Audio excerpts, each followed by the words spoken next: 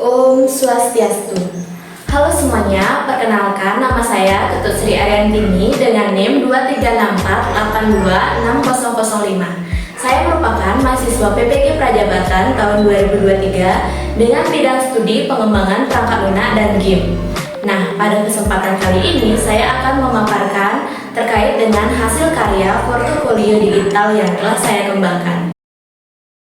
Pada mata kuliah pemahaman tentang peserta didik dan pembelajarannya, adapun beberapa hal yang saya dapat, yakni pengetahuan yang diperoleh, aktivitas perkuliahan yang telah dilakukan, artefak aksi nyata, adapun galeri dan profil dari saya. Nah, untuk yang pertama terkait dengan Bloom taksonomi dari level kognitif dan dimensi pengetahuan. Nah, pada Bloom taksonomi terdiri dari 3 ranah kemampuan intelektual, yakni ranah kognitif, afektif, dan psikomotorik.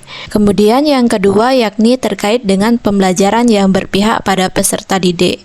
Untuk yang pertama terkait dengan teaching at the right level atau TAL. Teaching at the right level merupakan pendekatan yang pedagogis yang memperhatikan persamaan level kemampuan berdasarkan evaluasi.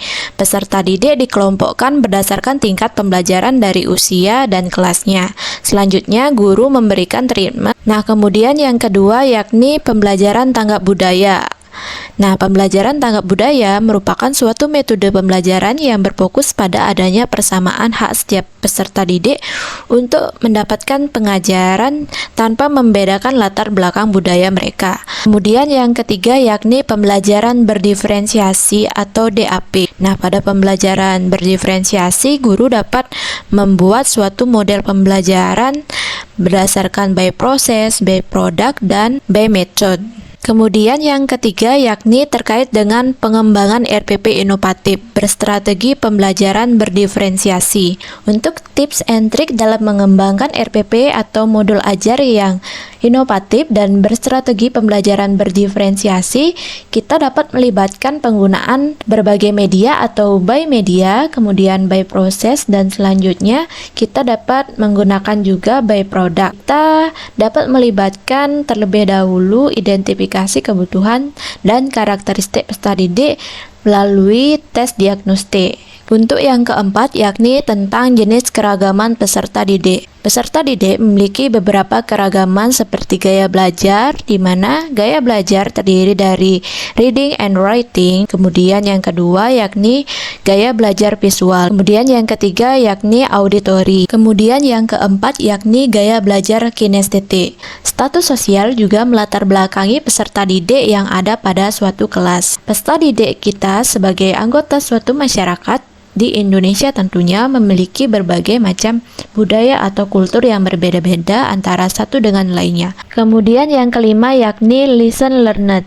Adapun tips and trick yang dapat kita lakukan yakni yang pertama, kita dapat memahami kebutuhan peserta didik terlebih dahulu. Dan yang kedua, kita dapat menerapkan pendekatan yang berbasis masalah ataupun project. Perlunya untuk mengintegrasikan teknologi. Kita dapat melakukan eksplorasi berbagai sumber belajar. Perlunya memberikan ruang kolaborasi untuk peserta didik. Selain itu, kita perlu memfasilitasi peserta didik dengan ruang diskusi, serta perlu menggunakan umpan balik dan memberikan ruang refleksi untuk peserta didik, di mana evaluasi secara berkelanjutan juga diperlukan untuk terus meningkatkan kualitas pembelajaran dan rancangan pembelajaran yang baik untuk peserta didik ke depannya. Yang keenam yakni adalah teori perkembangan peserta didik dari Piaget dan Vygotsky dalam implementasi pembelajaran.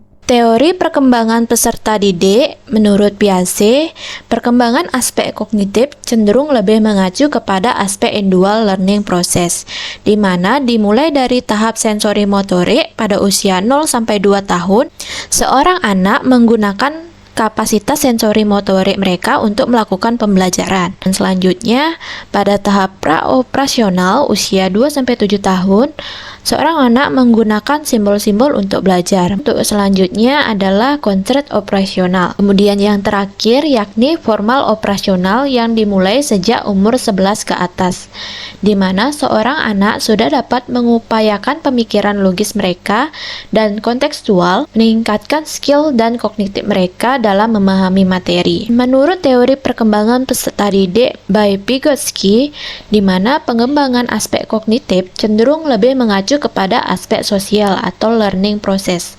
Harus ada interaksi. Berdasarkan hasil analisa CBD by Vygotsky dalam pembelajaran, seorang guru berperan dalam memberikan scaffolding kepada peserta didik. Misalnya, guru dapat memberikan bantuan kepada peserta didik ketika mengalami kesulitan yang ia hadapi dalam proses menerima informasi dalam pembelajaran. Adapun aktivitas perkuliahan yang sudah dilaksanakan dalam MKPPDP yakni kegiatan small group discussion di kelas, fokus group discussion ke SMK Bali Mandara, kemudian praktek pengembangan RPP inovatif secara mandiri dengan menggunakan strategi pembelajaran berdiferensiasi. Berikut merupakan kegiatan small group discussion di kelas berupa penyampaian informasi, diskusi, sharing, penugasan proyek kelompok terkait dengan materi perkuliahan yang disampaikan oleh dosen.